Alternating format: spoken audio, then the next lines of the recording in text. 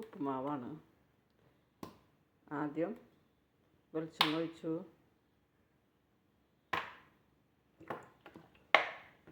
ഇനി അതിലേക്ക് കടുകിടാം. വെളിച്ചെണ്ണ മൂത്തു. ഇനി അതിലേക്ക് കടുകിട്ടു.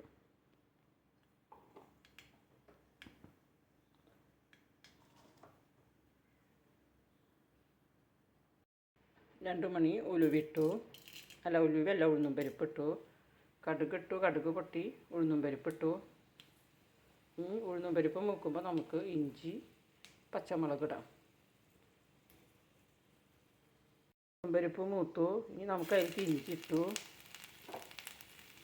പച്ചമുളക് ഇട്ടു.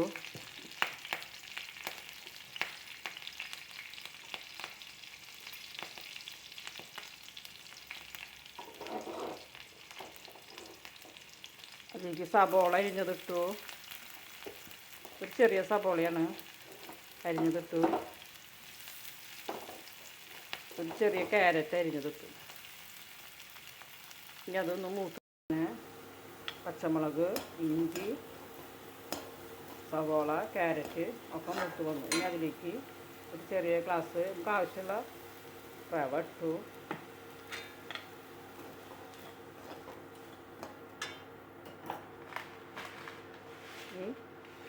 സേമിയും റവയും കൂടിയിട്ടാണ് കേട്ടോ ഉപ്പുമാവ്. അപ്പോൾ കുറച്ച് സേമിയ ഇട്ടു. അതൊന്ന് വറുത്തെടുക്കാം. വറുത്തതാണ്, എന്നാലും നമ്മളൊന്ന് വറുത്തെടുക്കാം.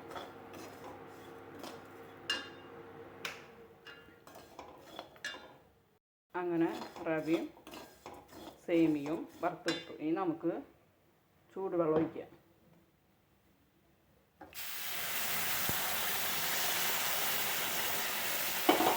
ആവശ്യത്തിന് ചൂടുവെള്ളം ഒഴിച്ചു.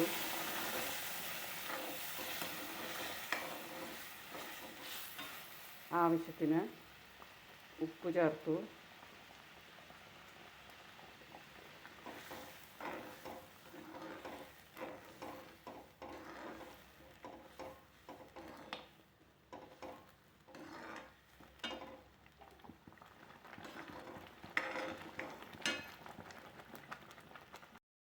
ഇത് നമ്മൾ ഒരു 10 മിനിറ്റ് നേരം ചെറുതീയിലിട്ടിട്ട് അടച്ച് വെച്ച് വേവിക്കും. ഉപ്പൊക്കെ കറക്റ്റാണ്. ഉപ്പ് നോക്കണം.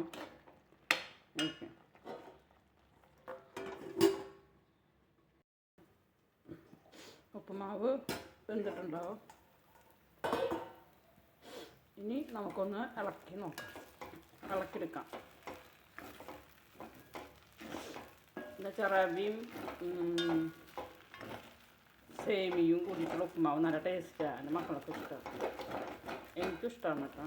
ഇതിൻ്റെ ഉപ്പുമാവ് എന്താണെന്ന് വെച്ച് കഴിഞ്ഞാൽ ഇന്ന് എൻ്റെ അച്ഛൻ മരിച്ചിട്ട് നാളെ ശ്രാദ്ധാണ്.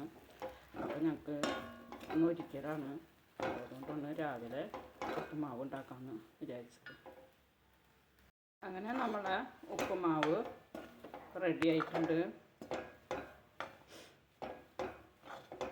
ഇനി അത് നമുക്ക് കഴിക്കാം. ഈ വീഡിയോ ഇഷ്ടപ്പെട്ടാൽ ലൈക്ക് ചെയ്യണം, ഷെയർ ചെയ്യണം, സബ്സ്ക്രൈബ് ചെയ്യണം.